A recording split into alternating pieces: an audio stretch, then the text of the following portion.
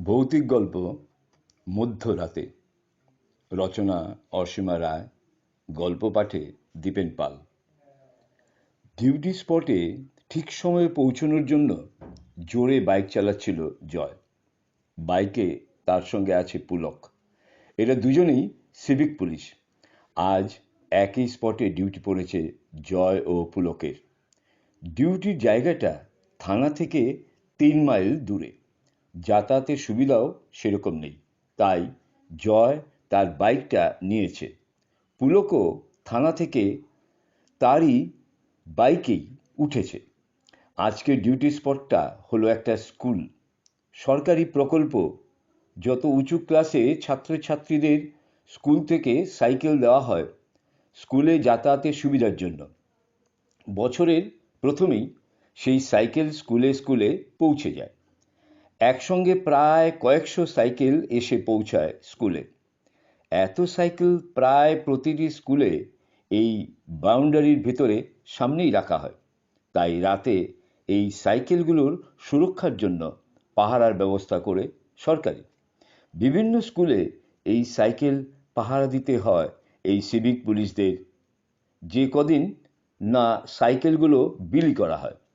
আজ সেই রকমই সাইকেল পাহারা ডিউটি পড়েছে ওদের দুজনের।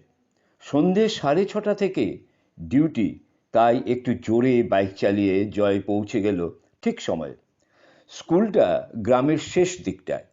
বহু বছরের পুরনো স্কুল। বিল্ডিংটাও সেরকমই পুরনো হয়ে গেছে।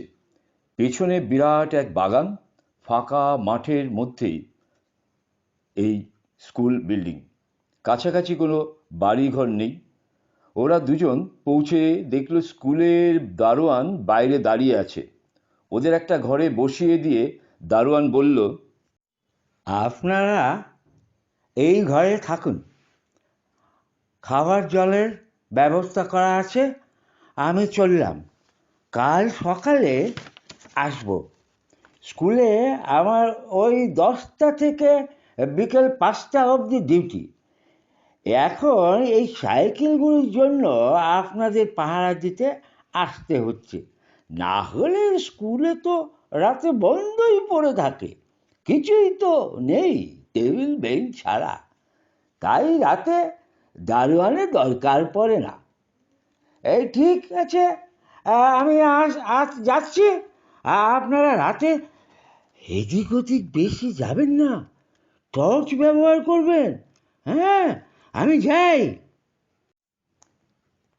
চলে গেল স্কুলের দারোয়ান।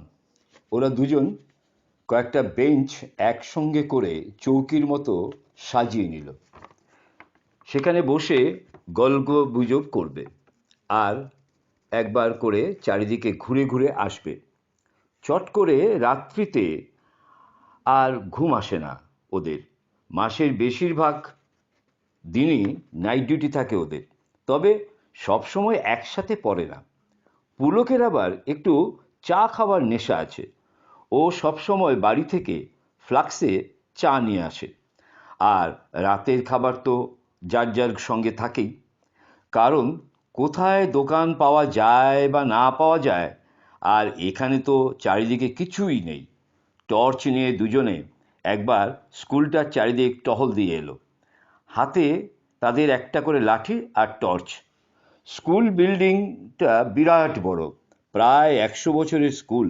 অন্ধকারে খালি স্ট্রিট লাইটের আলোতে স্কুল বিল্ডিংটা কেমন যেন ভুতুড়ে দেখাচ্ছে। গা ছমছম একটা অনুভূতি। চারিদিকে একটা মানুষজন নেই। যাক, যেমন জায়গায় ডিউটি পড়বে সেখানে ডিউটি করতে হবে, কি আর করা যাবে। নিজেদের মধ্যে নানা রকম কথা গল্প আর 3-4 বার টহল দেবার পর প্রায় 11টার সময় তাদের খাওয়া দাওয়া হলো। তারপর তারা একটু শুয়ে পড়ল। 12টায় উঠে আবার টহল দেবে। হঠাৎ প্রায় 11:30টার সময় উপরে ঘর থেকে একটা শব্দ শোনা গেল। ওরা দুজনেই এক লাফে ঘরের দরজার দিকে গেল। সামনে খালি স্ট্রিট লাইটের আলো জ্বলছে। সেই আলো সাইকেলগুলোর উপরে পড়ছে, পরিষ্কার দেখা যাচ্ছে সেখানে কেউ নেই। এবার উপরে দোতলার শব্দ আরো বেড়ে যাচ্ছে। একটা ঘরে যেন রান্না বান্না হচ্ছে। উপরের বাথরুম থেকে পাইপ দিয়ে অনবরত জল পড়ছে। জয় বলল, উপরে কেউ আছে যে রান্না করছে, স্নান করছে।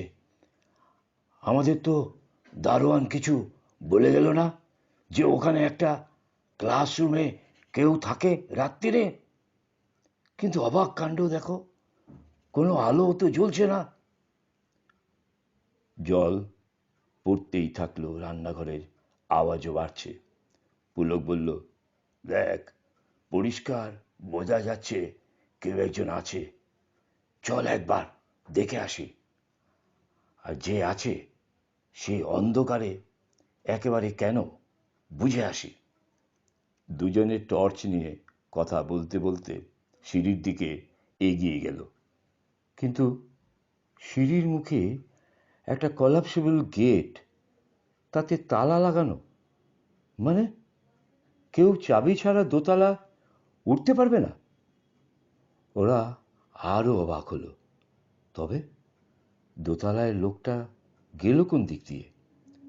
ওর কাছে কি কোনো চাবি আছে?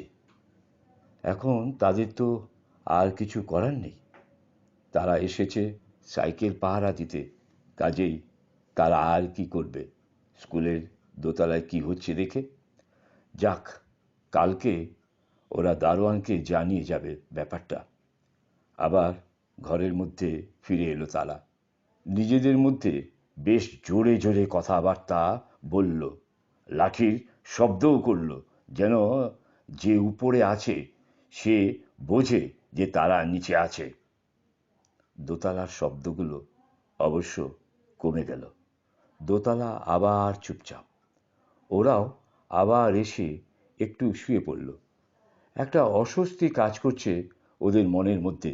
এই নির্জন নিস্তব্ধ স্কুল বাড়িতে কোনো স্বাভাবিকভাবে কোনো লোক তো থাকতে আসবে না। নিশ্চয়ই কোনো লোক কোনো অপরাধ করে লুকিয়ে থাকে রাত্রিরে। দিনে তো এত বড় বাগান আছে পেছনে, সেখানে হয়তো থাকে। পুলিশে চাকরি করে ওরা, তাই ঠিক করলো কালকেই ব্যাপারটা দারোয়ানকে বলতে হবে, থানাতেও আলোচনা করতে হবে। আবার সাইকেলের ওখানটা ঘুরে এলো ওরা। তারপর একটু শুয়ে পড়ল। দোতলায় আবার জল পড়ছে বাথরুমের ওখান থেকে। আবার রান্নার শব্দ শুরু হয়েছে। ওরা আর উঠল না, চুপচাপ নিজেদের জায়গায় বসে রইল। বসে থাকতে থাকতে ওরা দুজনেই প্রায় ঘুমিয়ে পড়েছিল। হঠাৎ বাইরে একটা গাড়ি থামার আওয়াজ শোনা গেল, এবং প্রায় সঙ্গে সঙ্গে দুটো গুলির আওয়াজ, দুটো গলার তীব্র আর্তনাদ। একজন বলছে, দাঁড়া দাঁড়া। তারপরে দুটো গুলির আওয়াজ। ওরা ছুটে বেরিয়ে গেল ঘর থেকে। সিভিক পুলিশ ওরা, ওদের নিজেদের কাছে বন্দুক থাকে না, কিন্তু ওদের অনেক সময় এই সমস্ত পরিস্থিতির মধ্যে পড়তে হয়। সাইকেল পাহারা দিতে এসেছে ওর বলে গুলি, তারপর মৃত্যু চিৎকার, এসব শুনেও চুপ করে বসে তো ওরা থাকতে পারবে না। ওদের যেতেই হবে। হাতে টর্চ আর লাঠি নিয়েই ছুটল ওরা, যেদিক থেকে শব্দ এসেছে সেই দিকে। কিন্তু তারা অবাক হয়ে গেল, যেদিক থেকে গাড়ির শব্দ, মানুষের আর্তচিৎকার এলো, সেদিকে কোথাও কিচ্ছু নেই। দুজনে বিল্ডিংটার চারিদিকে ঘুরল, কোনো দিকেই কোনো মানুষ বা গাড়ি কিছুই নেই। প্রায় ক্লান্ত হয়ে তারা আবার সেই ঘরে ফিরে এলো। এটা কি করে হলো তারা ভেবেই যাচ্ছে।